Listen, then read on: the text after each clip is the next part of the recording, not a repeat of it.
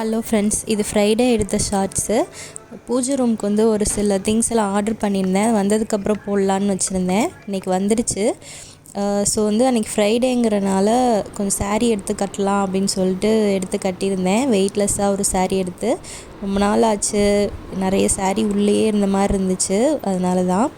அதுக்கப்புறம் பார்த்திங்கன்னா என்ன ஆர்டர் பண்ணியிருந்தேன் பார்த்திங்கன்னா, அந்த பத்தி ஸ்டாண்டும் சாம்பிராணி ஹோல்டரும் ஆர்டர் பண்ணியிருந்தேன்.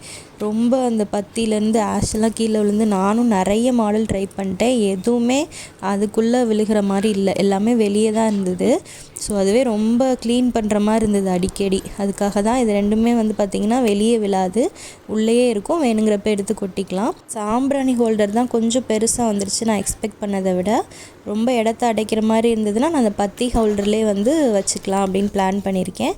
அன்றைக்கி வந்து பாயசம் பண்ணியிருந்தேன். இந்த வீடியோ உங்களுக்கு பிடிச்சிருந்தா லைக் பண்ணி கமெண்ட் பண்ணி ஷேர் பண்ணுங்கள்.